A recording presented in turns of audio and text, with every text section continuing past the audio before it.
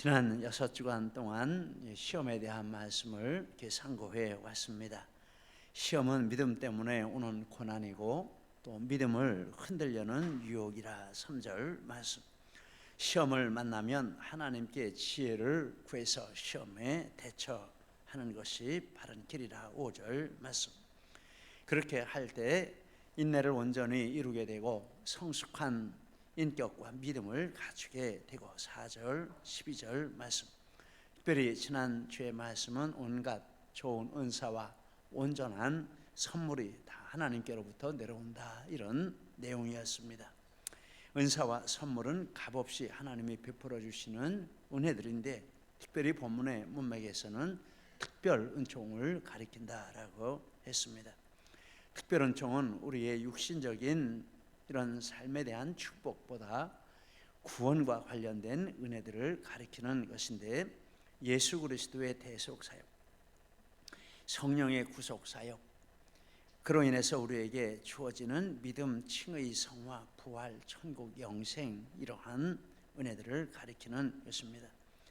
특별 은총을 베푸시는 하나님은 변함이 없으신 분이시기 때문에 하나님이 우리에게 베푸신 그 은혜도 변함이 없다라고 했습니다.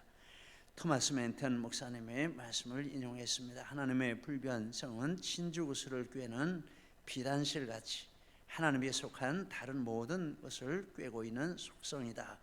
그러므로 하나님의 은혜, 능력, 계획 등 하나님과 관련된 모든 것이 영원하다.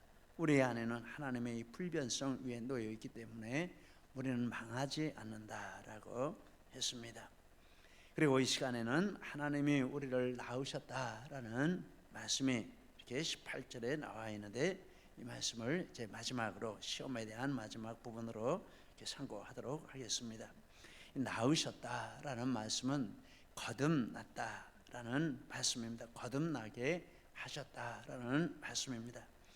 거듭남이라는 본 단어는 다시라는 단어와 태어난다라는 단어가 합해진 단어입니다. 거듭났다라는 것이 바로 다시 났다라는 뜻이죠. 두 번째 났다라는 뜻입니다. 요한복음 3장에 보면 이런 이야기가 나오고 있습니다. 어느 날 밤에 이스라엘의 지도자인 니고데모가 예수님을 찾아와서, 예수님은 하나님이 보내신 선생님이 믿습니다, 이렇게 했습니다. 왜냐하면 예수님이 놀라운 기적들을 행하시는데, 이런 기적을 행하는 것은 하나님이 보내지 않았으면 불가능한 일이기 때문이다, 이렇게 이야기를 했습니다.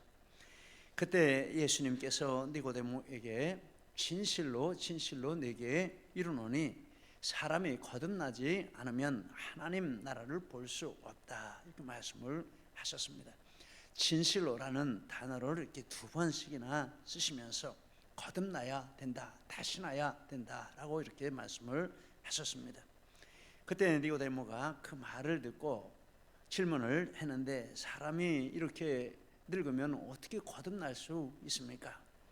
두 번째 모태에 들어갔다가 다시 난다는 말씀이십니까? 이렇게 질문을 했습니다. 거듭난다라고 할 때 세상 사람들은 그런 정도로 밖에는 이렇게 이해할 수가 없습니다. 어떻게 다시 죽었다가 다시 살아난다는 말인가? 모태에 들어갔다가 다시 태어난다는 말인가? 이게 무슨 뜻인가? 그런데 거듭난다는 말에 이 거듭이라는 단어는 다시라는 의미도 있고 위에서라는 의미도 있습니다. 거듭난다라는 말의 또 하나의 뜻은 위로부터 태어난다, 이런 뜻이 되겠습니다. 예수님은 니고데모에게 대답을 하시기를, 사람이 물과 성령으로 나지 않으면 하나님 나라를 볼 수 없다, 이렇게 말씀을 하셨습니다. 그러면서 육으로 난 것은 육이고 영으로 난 것은 영이니 네가 거듭나야 하겠다 한 말을 놀랍게 여기지 말라, 이런 대답을 하셨습니다. 예수님의 이런 말씀을 통해서 이 거듭난다는 말씀을 다음과 같이 정리해 보았습니다. 거듭나는 것은 위로부터 나는 것이고, 위로부터 나는 것은 물과 성령으로 새롭게 되는 것을 가리킨다라는 것입니다. 물은 하나님의 말씀을 가리킵니다. 베드로전서 1장 23절에 베드로전서 1장 23절에 너희가 거듭난 것은 썩어질 씨로 된 것이 아니요 썩지 아니할 씨로 된 것이니 살아있고 항상 있는 하나님의 말씀으로 되었느니라. 거듭남에 대해서 말씀하면서 예수님이 거듭나야 된다라고 말할 때 그 똑같은 말을 인용을 하면서 사용을 하면서 거듭난 것이 하나님의 말씀으로 되었다라고 했습니다.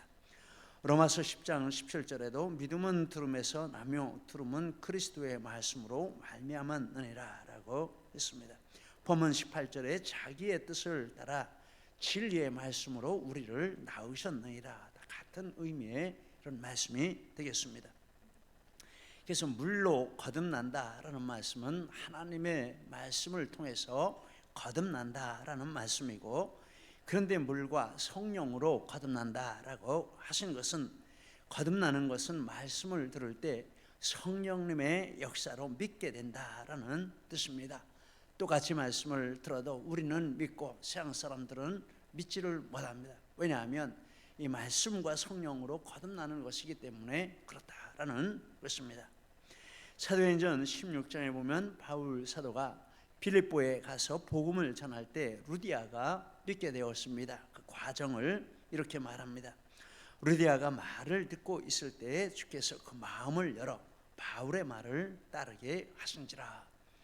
루디아가 말을 듣는데 바울 사도의 입을 통해서 이렇게 전해지는 말을 육신의 귀로 이렇게 듣고 있는데, 그 듣고 있는 것이 마음에 믿어지도록 성령님께서 이렇게 믿음을 주시는 일을 하셨다라는 것입니다.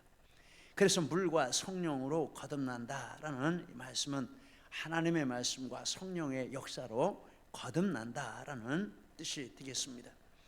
육으로 난 것은 육이고 영으로 난 것은 영이라는 것은, 거듭난다는 말은 육신에 적용되는 것이 아니라 영혼에게 적용이 되는 거다, 이런 뜻이 되겠습니다. 즉 거듭나는 영역은 영적인 부분, 영혼이 거듭나고 새로워지는 것이지 육신이 다시 어린아이가 되는 이런 것이 아니다라는 뜻이 되겠습니다. 그러면 거듭난 증거가 있어야 됩니다. 우리는 거듭났습니까? 그러면 거듭난 증거가 있어야 됩니다. 거듭난 증거가 뭘까 궁금합니다.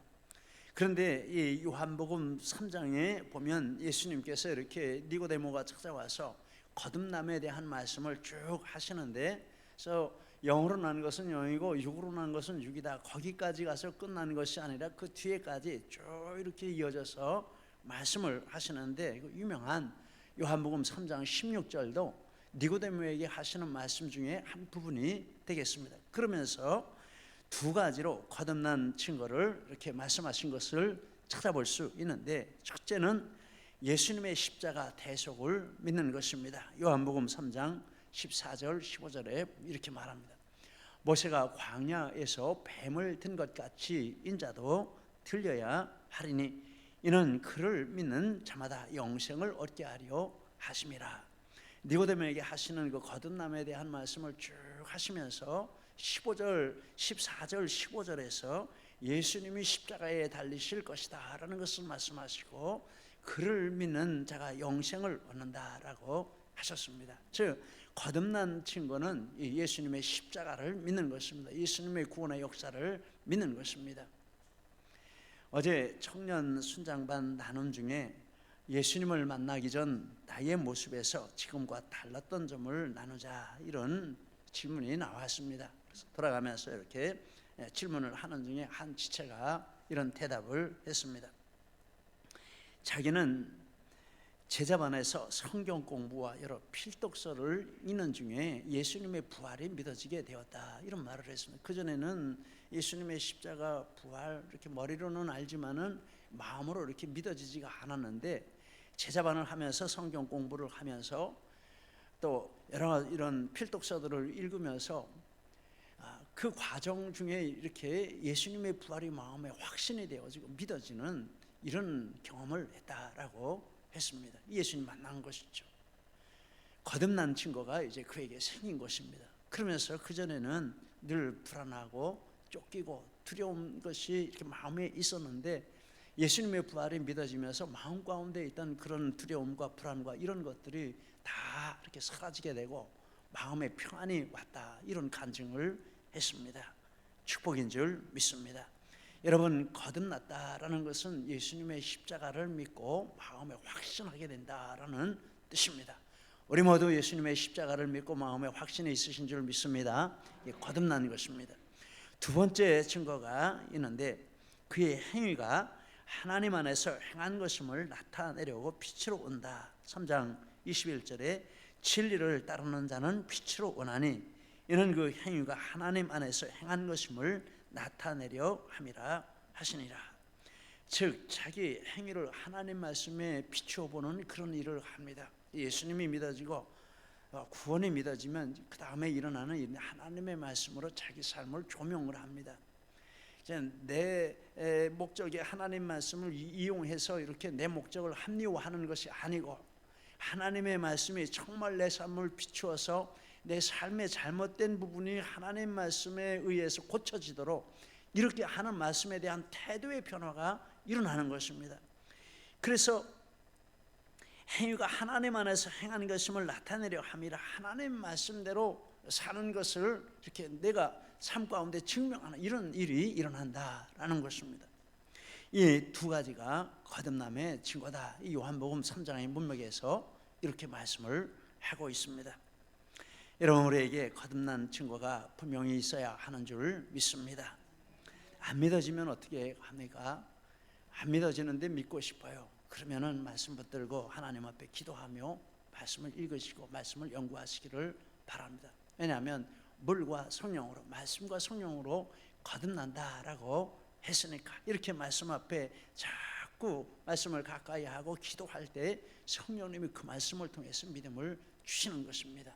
안 믿는 것도 당연합니다. 왜냐하면 성령님이 믿게 해주지 아니하시면 믿을 수 없기 때문에 나는 안 믿어져, 이거 당연한 것입니다.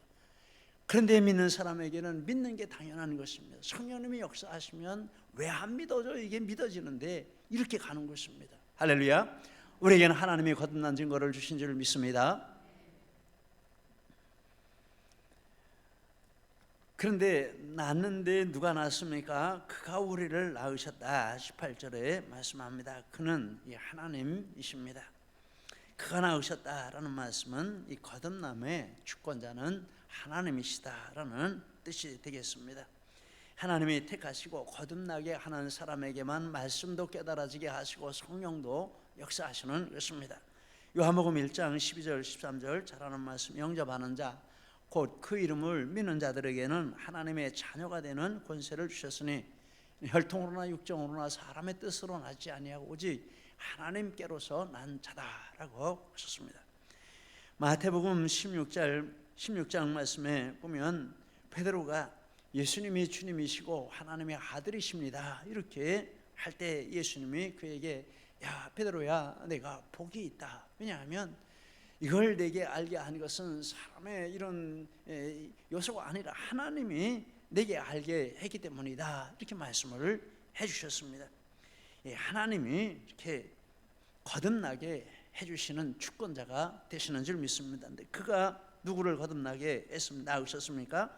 우리를 낳으셨다라고 했습니다. 우리는 예수 믿는 모든 사람들을 가리키고 이 자리에 있는 저와 여러분 모두를 가리키는 말씀인 줄 믿습니다. 그래서 그가 우리를 낳으셨다라는 말씀은 거듭나게 하시는 것은 하나님의 전적인 주권으로 우리를 택하시고 또 복음을 듣게 하시고 그 복음이 성령의 능력으로 마음 가운데 믿어지게 하시는 이런 역사를 하나님이 우리에게 축복으로 주셨다라는 말씀이 되겠습니다. 그래서 하나님이 우리를 낳으신 것은 절대로 변경될 수가 없습니다. 그 이유는 다음과 같습니다. 첫째, 하나님은 전능하시기 때문에 하나님의 이 거듭나게 하신 것을 빼앗을 자가 없다라는 것입니다. 예수님은 내가 저희에게 영생을 주노니 영원히 멸망치 아니할 터이요 또 저희를 내 손에서 빼앗을 자가 없나이다. 요한복음 10장 28절. 또 내 아버지는 만유보다 크심에 아무도 아버지 손에서 빼앗을 수 없나이다. 29절. 이렇게 이중으로 말씀을 하셨습니다.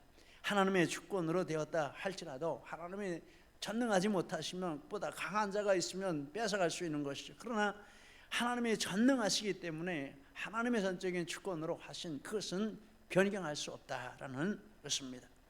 그리고 하나님은 변함도 회전하는 그림자도 없으시기 때문에 하나님의 성품과 뜻과 행하심은 영원히 변하지 않는 것이기 때문에 하나님이 전능하시지만 하나님이 변하신다고 하면 우리의 구원도 흔들릴 수 있지만 그러나 하나님은 변치 않는 분이시기 때문에 우리를 구원하신 그것도 절대로 변함이 없다라는 말씀입니다.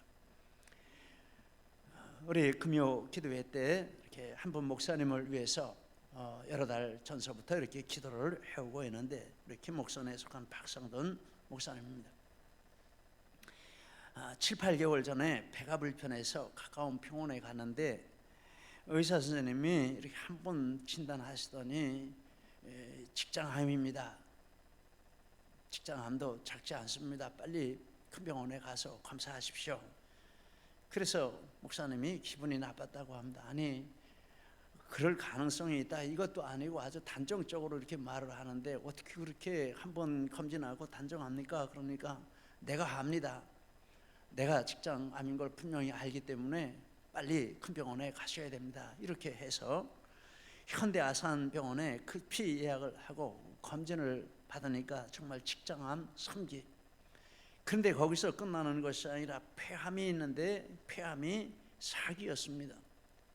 너무 깜짝 놀라서 일산의 암센터에 국립암센터에 등록을 빨리 또 예약을 해서 거기를 이렇게 갔습니다. 갔는데 그 두 개는 확정이고 직장암 3기, 폐암 4기는 확정이고 거기에다가 늑막 폐쇄전증, 신부전증, 즉 늑막에도 암이 완전하게 전이가 되었고 심장뿐만 아니라 심장 주변에도 암이 완전히 이렇게 전이가 된 이런 상황이 되었다라는 것입니다. 그러나 목사님은 하나님이 낫게 해주시면 낫는다라는 믿음과 다른 한편으로는 하나님이 부르시면 천국에 간다 이런 확신을 가지고 병원도 다니면서 또 이렇게 맨발로 땅을 밟는 이런 치료법이 있다고 하는데 그때부터 이렇게 맨발로 땅을 밟으면서 기도를 하며 하루 종일을 보내는 이런 치료 기간을 가졌습니다. 그런데 얼마 전에 응급치료차 입원하니 기도해달라 이런 글이 카톡에 올라왔고 그리고 며칠 전에 한 목사님이 병문안을 다녀와서 이런 글을 올렸습니다. 어젯밤 아내와 함께 박상돈 목사님을 방문했습니다. 지난주 극심한 통증으로 인해 일산국립암센터 호스피스 병동에 입원했습니다. 직계가족 외에는 면회가 불가능하지만 간곡히 청하여 10분 정도 짧게 허락을 받았습니다. 몰핀으로 통증은 잡혔고 정신은 아직 맑은 편이었으나 육신의 장막은 이미 허물어져 가죽만 남은 상태여서 차마 마주하기가 힘들었습니다. 몇 마디 말은 너무 약해서 사모님의 통역을 통해 간신히 알아들을 수 있는 정도였습니다. 이미 마음의 준비는 되었으며 천국 소망 가운데 있기에 연신 감사하다고 했습니다. 목에 붓기가 심해 아무것도 먹을 수 없기에 자주 물잔에 손을 찍어 입술에 대곤 했습니다. 인실이라 조용히 기도해드리고 돌아서 나오는 내 뒤에서 목사님이 저를 부르시는 소리가 들렸습니다. 목사님 사랑합니다. 그리고 손 하트로 인사를 하는데 오래 기억에 남을 듯합니다. 모치는 슬라에 이남을 두었는데 박 목사님 형도 몇 년 전에 암으로 소천하였기에 가족들의 슬픔은 배가 될 듯합니다. 이 고통의 시간을 통해 하나님이 박 목사님께 충분히 준비할 시간을 주시는 것 같습니다. 하나님의 은혜와 평강이 목사님과 가족들에게 함께 하시기를 기도합니다. 이런 긴 글이 이렇게 올라왔습니다. 이 글을 쭉 읽으면서 정말 마음에 이렇게 아리고 아픈 이런 느낌을 가지게 되었는데 그러면서도 눈에 들어오는 글이 있는데 이미 마음의 준비는 되었으며 천국 소망 가운데 있기에 연신 감사하다고 했습니다. 여러분 아무리 목회자라고 해도 낙심할 수 있지 않습니까? 하나님 이게 뭡니까? 우리 가족은 어떻게 하라고 이러십니까? 정말 형도 데려가시더니 나도 이렇게 데려가십니까? 뭐 얼마든지 불평하려면 불평할 수 있고 원망하려면 원망할 수 있는 이런 상황인데 그렇게 하지 않고 천국 소망 가운데 있기에 연신 감사하다. 참 이것은 성령님이 주시는 하나님이 주시는 이 구원의 확신의 은혜가 아니면 가능하지 않다라고 분명하게 우리가 알게 됩니다. 하나님 말씀과 이 박 목사님의 이런 모습이 보여주시는 진리가 하나, 분명한 진리가 있는데 구원은 변함이 없다라는 것입니다. 우리 화면을 보시면서 함께 같이 읽겠습니다. 같이 읽습니다. 한 번 구원은 영원한 구원이다. 한 번 구원은 절대 불변이다. 그래서 그 구원의 은혜가 마음 가운데 있기 때문에 육신이 다 허물어지고 이제 생명의 경각에 달리고 모든 형편이 정말 절망적이지만 그 가운데서도 하나님 앞에 구원의 확신을 가지고 감사하는 이런 능력이 있다라는 것입니다. 우리는 이 진리를 믿습니다. 정말 이 구원에 대한 확신이 우리를 이렇게 능력 있게 만드는 줄 믿습니다. 그리고 사망을 이기고 천국으로 데려가는 이것이 우리 구원의 확신이다라고 믿습니다. 우리 하나님 앞에 이 부분을 위해서도 건강할 때도 계속해서 기도해야 할 줄 믿습니다. 하나님 구원의 확신을 주시고 하나님 어떤 가운데서도 이 구원의 확신으로 승리하게 하시고 이 세상을 떠날 때도 이런 구원의 확신으로 승리하게 하시고 그래서 우리 모든 믿음의 하나님의 백성들에게 하나님이 낳으셨느니라 라는 말 가운데 담아주시는 축복 중에 하나인 줄 믿습니다. 그리고 그가 피조물 중에 우리로 한 첫 열매가 되게 하신다라고 했습니다. 18절에 그가 피조물 중에서 우리로 한 첫 열매가 되게 하시려고. 첫 열매라는 뜻은 두 가지가 있는데 첫 열매는 같은 종류의 곡식이나 과일 중에 먼저 결실하는 그런 열매가 되겠습니다. 그리고 첫 열매가 결실하면 그와 같은 열매가 본격적으로 온다라는 것을 보여주는 예표의 성격이 있습니다. 그런데 본문에서 첫 열매는 누굽니까? 과실을 가리키는 게 아니라 바로 우리 먼저 믿는 우리 성도, 우리 자신을 가리키는 말입니다. 그러므로 우리가 뭐 해야 합니까? 열매를 맺어야 한다. 나와 똑같은 열매가 나를 통해서 맺어져야 한다라는 것입니다. 마태복음 13장에 보면 씨 뿌리는 비유에 좋은 땅에 뿌려진 씨는 30배, 60배, 100배가 된다라고 했는데 리빙 바이블에 보면 30명, 60명, 100명의 사람들을 주님께로 데리고 온다 이렇게 설명을 했습니다. 이제 직분을 또 이렇게 세우려고 기도하고 있는데 이 말씀을 보면서 우리 직분을 세울 때 약속을 받아야 되는데 영혼 구원의 약속을 받아야 되는데 몇 명을 해야 되나? 오늘 교회는 3명이라고 해서 그 3명 전도한다는 사명을 가지고 이렇게 전도해서 이제 우리 교회에 이렇게 전도해 주신 분도 있다 이런 이제 이야기를 이렇게 들었습니다. 또 성경에 보니까 30명이래요.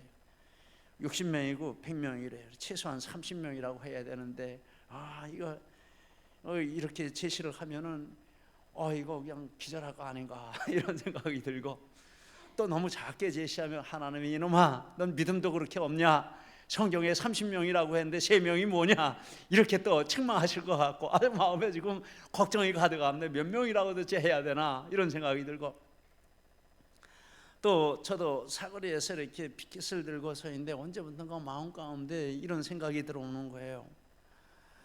이렇게 서 있는 거는 이건 끊어지지 말아야 되는데 그런데 하나 더 할 것이 있다. 하나님 그게 뭡니까? 그랬더니 개인 전도해라 이런 마음을 주셔요.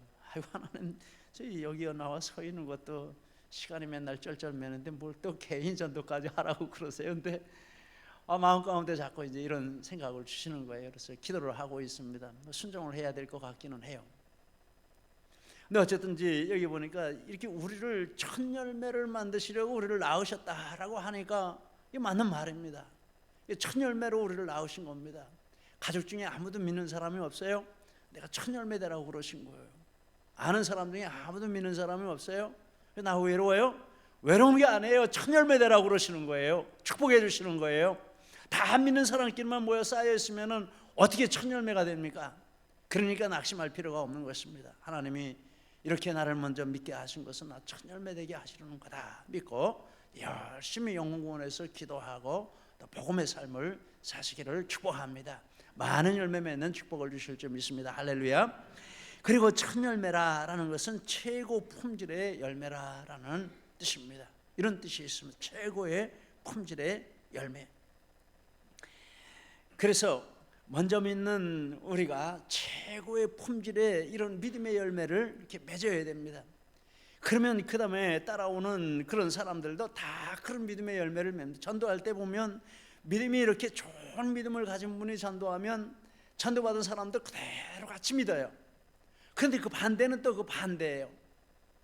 우리 성도님들 중에는 나 최고의 믿음을 가지셔서 전도하면 너무나 감사하고 좋은데, 그런데 이렇게 첫 열매가 좋지 않은데 그 다음 열매를 맺으려고 하면 어떤 때는 이렇게 보면 걱정이 될 때가 있어요. 아, 저렇게 전도해서 온 건 잘했는데 정말 좋은 믿음 돼야 할 텐데 나쁜 거 본받으면 안 될 텐데, 이런 생각이 들 때도 있습니다. 우리 교인 중에는 아무도 없는 줄 믿습니다. 좋은 열매라라는 뜻입니다. 우리는 정말 최고의 믿음을 가지고 또 첫 번째 열매가 되어서 많은 열매를 맺는 이런 축복을 누려야 할 줄 믿습니다. 시험에 대한 말씀을 마치며 시험을 이기는 은혜 세 가지로 이렇게 정리를 해보았습니다. 하나는 하나님을 믿는 것입니다. 하나님의 선하심과 하나님의 뜻은 변함이 없으시고 하나님이 행하신 것은 변함이 없으시다. 하나님을 믿는 것입니다. 여러분, 우리 하나님을 견고하게 믿으시기를 축복합니다. 또 하나는 하나님 택하심부터 천국까지 하나님께서 베푸신 이 구원의 진리들에 대해서 깊이 있게 믿고 확신하는 것입니다. 이 구원의 진리들을 분명하게 알아야 시험을 이길 수 있습니다. 이것을 모르니까 흔들리고 넘어지고 쓰러지는 것입니다. 이것을 깊이 알도록 힘쓰시기를 축복합니다. 그리고 이 믿음 위에 서서 하나님 말씀이 내 삶에 나타나는 빛으로 나아가고 또 하나님 앞에서 내 삶이 이렇게 증거받는 이런 삶을 사는 이런 은혜가 있으시기를 바랍니다. 그러면 시험 들 일도 없고 시험이 와도 그것이 우리를 넘어뜨리지 못하는 능력 있는 믿음 생활 하게 될 줄 믿습니다. 이런 축복이 우리 모두에게 충만하시기를 예수님 이름으로 축복합니다. 기도하시겠습니다.